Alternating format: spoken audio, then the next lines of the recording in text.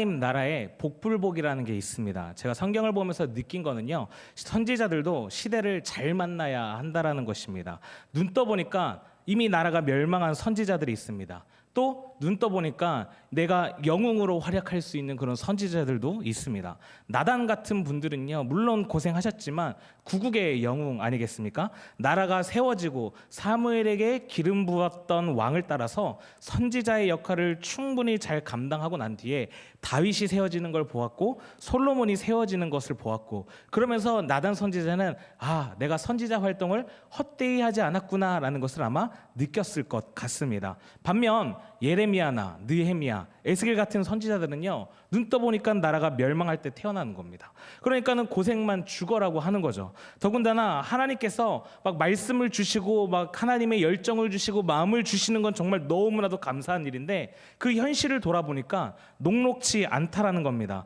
이런 분들의 특징이 그런 것 같아요. 하나님께서 막 이렇게 내가 너의 입을 통하여 나의 말씀을 전할 것이다. 그런데 하나님이 뭐라고 말씀하세요? 근데 그 백성들의 마음은 변하지 않을 거야. 이렇게 하나님이 말씀하십니다. 놀랍지 않습니까?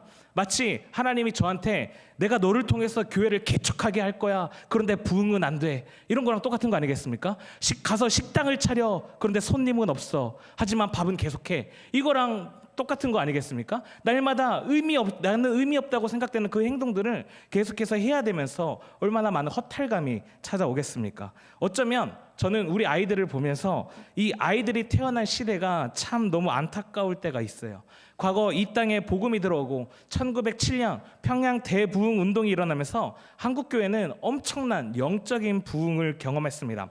특별히 80년대, 90년대는 어떻습니까? 한국교회가 급속도로 성장하던 시기였습니다. 저희 아버지가 올해 67세이신데요. 저보고 한 번은 그러는 거예요. 야, 그래도 나 때까지만 해도 목사 참 할만했는데 라고 말씀하시는 거예요. 이제 성도님들이 이제 목사 대접해주고 나가서도 목사라고 인정을 해주니까 목사 할만하다라는 거예요. 그런데 요새 애들을 보면 전혀 할만하지 않아요. 제가 가서 이제 보통은 와서 애들이 인사를 해야 되잖아요. 제가 먼저 가서 인사를 해요. 이렇게 가서 먼저 인사를 해주는 건 고마워해야 되는데 그렇지도 않아요. 뭐 못 볼 걸 본 표정으로 왜 와서 인사하지? 약간 이런 표정으로 그렇게 쳐다볼 때마다 정말 막 파묻어 버리고 싶고, 그럴 때가 막 한두 번이 아닙니다. 지금 이 시대를 살펴보면요, 물질의 풍요는 이루어냈지만 영적인 빈곤을 살아내는 이 시대를 우리 아이들은 살아가고 있다라는 거죠. 그러한 아이들을 보면서 영적인 부흥을 경험해보지 못한 이 세대 아이들이 너무나도 안타까울 때가 있습니다. 영적으로 완전히 와해된 그 상태에서 자라나는 거죠. 그래서 제가 농담으로 저희 아이들에게 이런 말을 한 적이 있어요. 제가 제 마음속에는 항상 이런 마음이 있거든요. 저는 중고등부 아이들을 볼 때 그냥 보지 않습니다. 나중에 이 아이들은 장로님이 되실 분이라고 생각하고 봐요. 나중에 권사님이 되실 분이라고 저는 그렇게 생각하고 사역을 하고 있습니다. 그래서 마음속으로 한켠으로 어떤 마음이 드느냐, 장로님이 저렇게 핸드폰 보시면 안 되실 텐데, 예배 중에 권사님이 졸고 계시면 안 될 텐데, 그러한 마음으로 이제 아이들을 바라본단 말이죠. 어차피 앞으로 예수 믿는 사람이 점점 적어지고 있기 때문에 버티기만 하면 장로 될 수 있지 않겠습니까? 라고 저는 그렇게 생각을 하고 있습니다. 지금이야 물론 엄청 힘들지만 그때 되면 생존하는 사람이 거의 없기 때문에 살아남는 사람이 장로가 될지도 모르겠다라는 거죠. 농담처럼 그런 이야기를 한 적이 있습니다.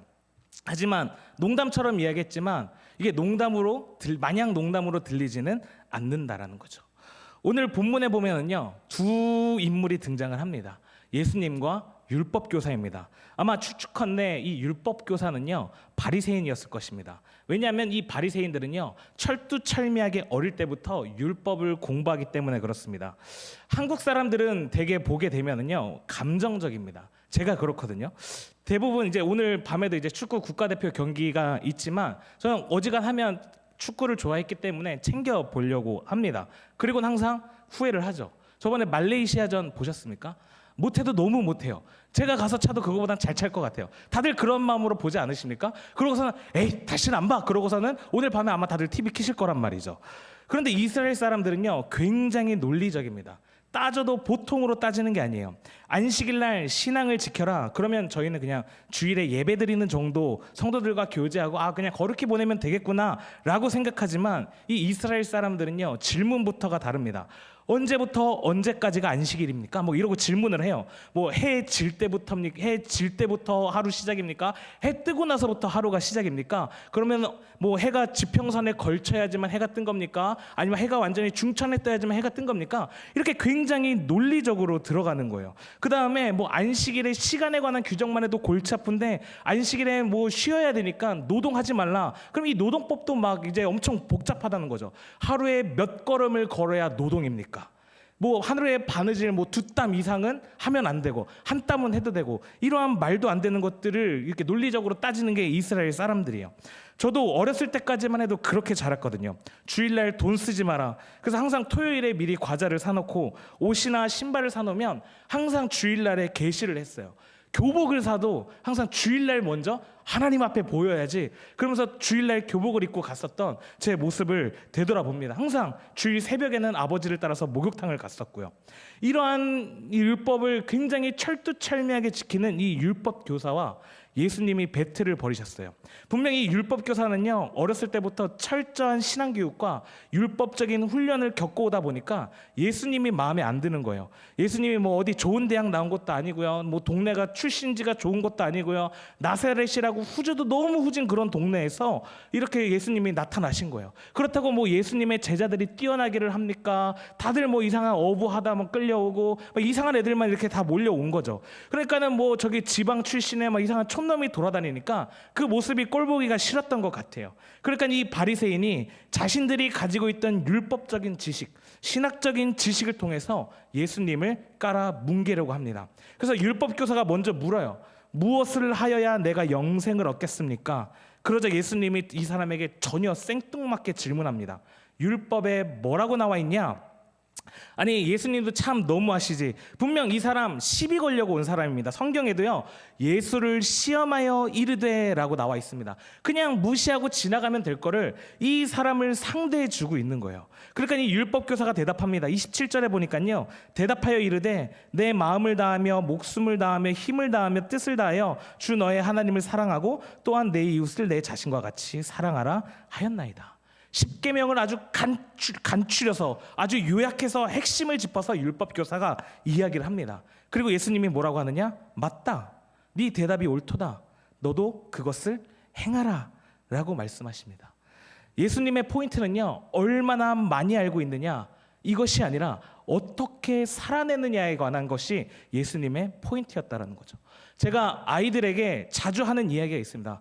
공부를 잘한다, 잘생겼다 이게 중요한 게 아니다. 제가 이번 수련회에 가서도 어떤 이야기를 했냐면 이렇게 이야기했어요. 얘들아 봐봐, 공부 잘해서 좋은 대학 가고 석사학위 받고 박사학위 받고 그런 사람들 있잖아. 그 사람들 놀라운 게 뭔 줄 아니? 죽을 때까지 공부해야 돼. 연구실에 틀어박혀서 진짜 죽을 때까지 공부해야 돼. 불쌍하지 않니? 라고 이야기를 했는데 정신을 차려보니까요 밑에 교수님이 2분이나 계신 거예요.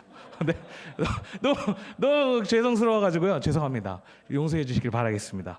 여러분 예수 믿은 지 4대째가 됐다라는 게 자랑이 아니라요 예수 믿은 지 4대가 됐으면은요 4대다운 신앙이 나와야 된다라는 거죠. 내가 성경을 많이 알고 제자 훈련을 받고 중직자 훈련을 하고 교사가 되었다면 그 다음에 신앙의 모습이 나와야 한다라는 거죠. 자격을 따는 건 쉽지만 거기에 합당한 실력을 갖추고 거기에 합당한 삶을 살아내는 것은 이 굉장히 어렵고 힘든 일이라는 것이죠. 그랬더니 이 율법 교사가요 어떻게 하느냐? 자기를 옳게 보이게 하려고 어떻게 말하느냐? 누가 내 이웃입니까? 라고 오히려 다시 한번 질문합니다. 우리 한국 엄마들은요 학교 갔다 오면 뭐라고 이야기하죠? 오늘 뭐 배웠어? 학교에서 뭐 배웠니? 이렇게 이야기를 하잖아요. 근데 이스라엘 엄마들은 이렇게 묻는다고 해요. 너는 오늘 선생님한테 무슨 질문을 했니? 선생님은 너한테 무슨 질문을 했니?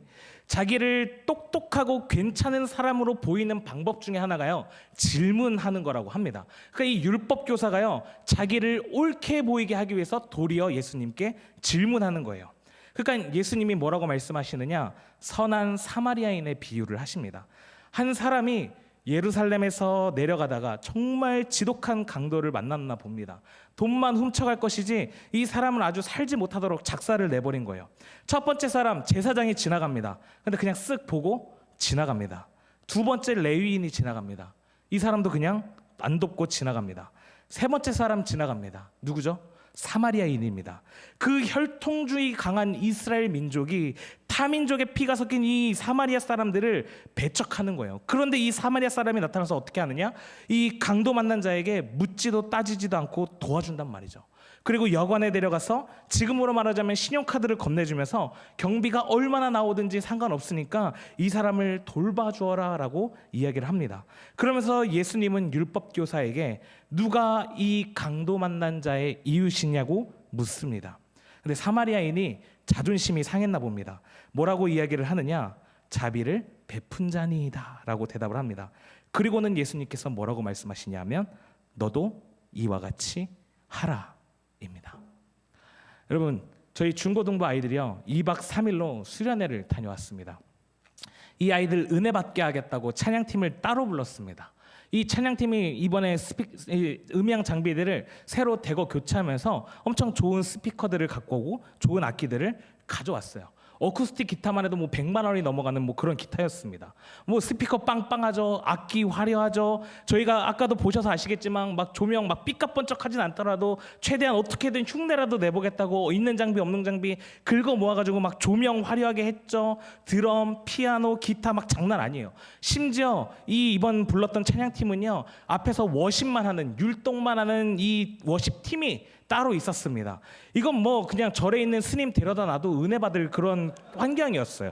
또 저희 보셔서 아시겠지만 저희 저번 교사 대학 때 우리 선생님들이 그때 오셨던 강사님이 너무 좋았다고 이번에도 불러서 꼭 아이들 가르쳐주고 싶다고 그래서 그때 강사님은 아니었지만 그 같은 기간에 청소년 담당하시는 강사님을 불러서 아이들에게 또 성경을 가르쳤습니다. 성경에 전문 강사가 와서 강의를 하고 엄청난 잔비로 찬양팀이 찬양을 하고 제가 죽어라고 설교를 했습니다. 여러분 아이들이 변했을까요? 변했으면 아까 이렇게 몇 명 없었겠습니까? 엄청 많이 나왔겠죠. 지금 여기 보면서 가슴이 무너지고 있어요. 제가 가서 어떻게 설교를 했는데 지금 여기에서 원래 항상 나오는 기쁨이 사랑이 빼고 목사님 아들 2명 빼면 2명이에요. 저희 이번에 수련회 몇 명이 왔었냐면 역대 거의 최다 인원이 왔었거든요. 33명이 왔습니다. 저희 출석 평균 인원이 20명 남짓인데 33명이 참여했어요. 그런데 2명 왔어요. 너무 가슴이 아프다는 거죠. 도대체 이 아이들을 바라보면서 제가 무슨 생각이 드느냐? 오늘 이 시대에 영혼의 강도 만난 자가 누구냐? 저는 바로 이 다음 세대들이라고 생각합니다. 은혜를 경험해보지 못한 세대, 하나님을 경험해보지 못한 세대, 바로 다음 세대들이라는 거죠. 아까 영상 보셔서 아시겠지만 아이들 뭐 셀러브레이션 시간 때 막 일어나서 찬양하고 막 뛰면서 찬양하고 막 율동하면서 찬양하고 엄청 열심히 찬양했어요. 그다음에 또 어떤 친구는 막 울면서 기도했습니다. 이 아이들 하나님 만났을까요? 좀 모르겠어요. 하나님을 만난다는 건 뭘까요? 음성을 듣는 걸까요? 아니면 기도하다가 갑자기 막 이상한 빛을 보는 걸까요? 아니면 하나님 생각하면서 우는 걸까요? 이러한 어두컴컴한 조명에 막 빵빵하게 사운드 소리치는, 그 다음에 막 저의 목소리 막 이렇게 고조되는 목소리, 주변의 분위기 이런 거 더하면요 안 믿어도 충분히 울 수 있습니다. 그런데 이 아이들 수련회로 끝나고 일상으로 돌아오니까요 변하지 않는 거예요. 지금 수련회가 잘못됐다고 이야기하는 거 아닙니다. 당연히 필요합니다. 그리고 저는 이번 수련회가 굉장히 성공적이었다고 생각합니다. 이번 수련회를 통해서요 아이들이 세상의 가치관을 끊어내고 2박 3일이라는 시간 동안 하나님 안에서 세상의 즐거움이 아닌 하나님이 주는 즐거움으로 충분히 즐거움을 누릴 수 있다는, 충분히 기쁠 수 있다는 것을 2박 3일 동안 깊이 경험하고 왔어요. 그리고 선생님들과 제가 열심히 복음의 씨앗을 뿌렸습니다. 그렇기 때문에 저는 이번 수련회가 감히 성공적이었다고 말씀드릴 수 있습니다. 2박 3일 동안 이 아이들은요 열심히 주 안에서 기뻐 뛰며 즐거움을 누렸어요. 함께 말씀 듣고 기도했습니다. 그런데 진짜 중요한 거는요 지금부터라는 거죠. 이 아이들이, 영혼의 강도를 만난 이 아이들이 하나님을 만날 수 있느냐 없느냐는요 저는 여러분께 달려있다고 생각합니다. 누가 이 강도 만난 자의 이웃이겠습니까? 바로 여러분들이라는 거죠. 신앙의 선배이신 여러분이 기쁨으로 주의 길을 걸어갈 때, 또 여러분들이 이 아이들을 위하여서 눈물로써 기도하고 사랑으로 보살필 때 이 아이들은요 하나님을 만날 것입니다. 왜냐하면요, 저 열심히 말씀 전합니다. 그런데요, 신앙은요, 듣고 배우는 것보다 보고 배우는 게 훨씬 더 빠르다라는 거죠. 여러분, 선한 사마리아인의 비유 너무나도 잘 알고 계실 겁니다. 수도 없이 설교를 들었을 것입니다. 근데 가장 중요한 게 뭐죠? 너도 이와 같이 하라입니다. 제가 수련회 마지막 날 때 폐회 설교로요, 에스겔 37장에 나오는 마른 뼈의 환상에 관한 그 설교를 했습니다.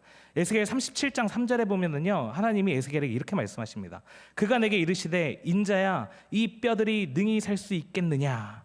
전 날마다 이 질문을 대하는 거예요. 하나님께서 묻는 거죠. 야, 민혁아, 이 뼈들이 능히 살 수 있겠느냐? 미치고 팔짝 뛰는 거죠. 아무 반응이 없는 이 주일학교 아이들, 이놈들 붙잡아 놓고 사역하는데 주님이 물으시는 거예요. 매주마다 저한테 물으시는 겁니다. 하나님, 아무리 해도 반응이 없어요. 하나님, 아무리 설교를 하고 아무리 노력해도 한 발자국 움직일까 말까요. 이러한 아이들 데려다 놓고 사역하다 보면 때로는 제풀에 지치기도 하고 그만둘까 이런 마음 1000번 만번도 더 들어요. 이때쯤이면 청년부 올라갈 때 되지 않았나? 이런 마음 1000번도 만번도 더 든다고 말이에요. 심지어 이번 수련회는요, 시작부터 굉장히 심각했습니다.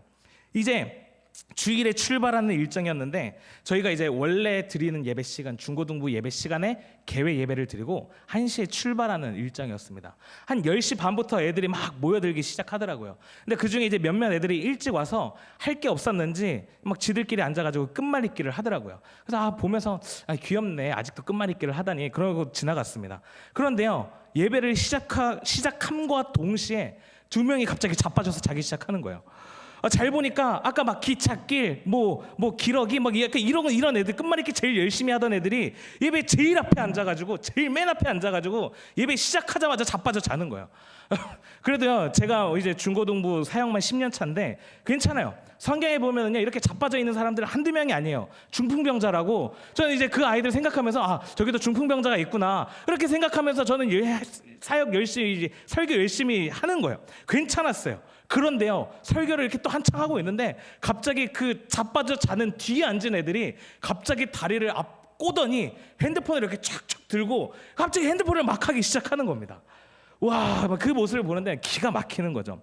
시작부터 이러고 있으니까 수련회 가서는요, 더 기가 막히지 않겠습니까? 막 방광에 문제가 있는지 막 1분마다 2분마다 화장실 막 왔다 갔다 하고 못 앉아 있고 막 화장실 가고 그러는 거예요. 또 나온 애들 몇몇을 살펴보면은요, 엄마가 막 안 가면 죽여버릴 거야. 그래가지고 엄마 때문에 막 어쩔 수 없이 끌려온 애들, 막 5만 원에 팔려온 애들, 막 이런 애들 넘쳐나는 거예요. 제가 더 기가 막힌 것들도 있는 사건들이 너무 많은데 차마 애들이 시험 들을까봐 여기서 말을 못 하겠으니 혹시 궁금하신 분들은 나한테 따로 저한테 여쭤봐 주시면 제가 친절하게 설명해 드리겠습니다. 하나님 물어보시는 거예요. 이 뼈가 능히 살겠느냐고.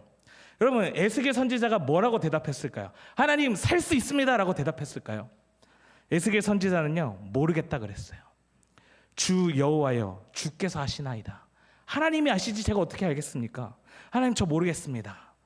그런데 하나님이 뭐라고 말씀하는지 아십니까? 4절에 이렇게 나와 있어요. 37장 4절에 이렇게 나와 있습니다. 또 내게 이르시되 너는 이 모든 뼈에게 대언하여 이르기를 너희 마른 뼈들아 여호와의 말씀을 들을지어다. 좌절이죠. 절망이죠. 변하지 않을 것 같은 저 마른 뼈들, 말라 비틀어져 버린 다음 세대를 바라보며 하나님의 말씀을 외치라는 거예요. 미쳐버리는 거죠. 그때 오늘 본문의 말씀이 기억나는 거예요. 너도 이와 같이 하라. 그럼 우리가 기억해야 할 사실이 있습니다. 하나님 말씀에 나도 에스겔과 같이 외쳤을 때 어떤 일이 일어나는 것을 보여주시느냐? 나의 설교가 역사하는 것이 아니라 살아있는 하나님의 말씀이 역사하는 겁니다. 너도 이와 같이 하라 해서 그 뼈에게 외치는 거예요. 그 뼈에게 소리 지르는 겁니다. 그 뼈에게 불을 짓는 거예요. 무엇을요? 살아있는 하나님의 말씀을요. 그때 어떤 역사가 일어나느냐? 하나님이 그 마른 뼈 틈새를 비집고 들어가가지고 하나님의 생기, 하나님의 성령을 집어넣으시는 거예요. 그리고 6절에 뭐라고 나와 있냐면 너희 위에 힘줄을 두고 살을 입히고 가죽으로 덮고 너희 속에 생기를 넣으리니 너희가 살아나리라. 하나님 저에게 말씀하시는 거예요. 그 뼈가 살아나리라. 그 뼈가 살아나 하나님의 군대가 될 것이다. 그러니 너도 하나님의 말씀을 들고 이와 같이 하라. 여러분, 이 마른 뼈와 같은 아이들, 영혼의 강도 만난 우리의 이웃인 이 아이들을 위해서 우리는 무엇을 할 수 있을까요? 세계에서 가장 유명한 리서치 기관인 퓨 리서치라는 기관이 있습니다. 여기서 발견한 데이터를 보니까요, 부모님이 양쪽 다 교회를 다니게 되면 80%의 아이들은 자동적으로 다 교회를 다닌다고 합니다. 부모님들 가운데 한 분만 교회를 다녀도요, 한 70%의 자녀들이 교회를 다닌다고 이야기를 합니다. 그만큼 부모님의 영향력이 굉장히 중요하다는 거죠. 특별히 성경에 보게 되면 신명기 6장에 신앙에 있어서, 믿음에 있어서 그 역할을 누구에게 주었냐면 부모님에게 주었습니다. 신앙교육, 믿음교육은요, 부모의 일이라고 이야기하고 있습니다. 무슨 말이냐면 우리 부모님들이 우리 자녀들을 신앙으로 잘 이끌 수 있다면 우리 아이들이 교회를 떠나지 않을 거야 라고 성경은 이야기하고 있습니다. 그런데 우리가 생각해 봐야 되는 건 두 번째입니다. 이 퓨 리서치에서 두 번째 결과가 있는데요, 교회를 잘 다니다가 교회를 떠난 아이들에 대한 설문이었습니다. 왜 교회를 떠났나 봤더니 가장 큰 이유 1등이 뭔지 아십니까? 부모님 때문에 떠났어요. 교회를 어렸을 때부터 엄마 손잡고 아빠 손잡고 교회에 왔다가 왜 교회를 떠났냐고 물어봤더니 부모님 때문이었습니다. 조금 더 구체적으로 이야기를 하면 부모님의 신앙의 모습을 보면서 기독교에 대한 회의가 들었다라는 겁니다. 우리 엄마의 교회에서의 모습과 집에서의 모습이 너무 다르다라는 거죠. 교회 안에서의 모습과 교회 밖에서의 모습이 너무 다르다라는 거죠. 그럴 바에야 교회 안 다니고 마라. 이것이 비단 부모님들만의 문제일까요? 어쩌면 이 자리에 앉아 있는 우리의 모습 때문에 다음 세대들이 교회를 떠나가지는 않는지 한번 되돌아볼 필요가 있다라는 것이죠. 너도 이와 같이 하라라는 그 말씀을 우리가 살지 못하기 때문에, 아니 어쩌면 다음 세대만 마른 뼈인 것이 아니라 우리 스스로가 마른 뼈이기 때문에 이런 현상이 일어나는지도 모르겠습니다. 여러분, 하나님이 진짜 원하시는 게 뭘까요? 내 삶이 하나님의 말씀에 아멘으로 반응하기를 원하시는 겁니다. 또 한 번 더 주님의 은혜 앞으로 나아가는 게 필요하다는 거죠. 주님의 영광을 향해서 나아가는 게 우리의 삶에 필요하다는 거죠. 오늘 말씀에 뭐라고 하죠? 제사를 집행하고 예배를 진행하는 제사장도 강도 만난 자를 보고 그냥 지나갔어요. 율법을 너무나도 잘 알고 있던 레위인도 그냥 지나갔어요. 누가 이 강도 만난 자를 돌보느냐? 사마리아인이었어요.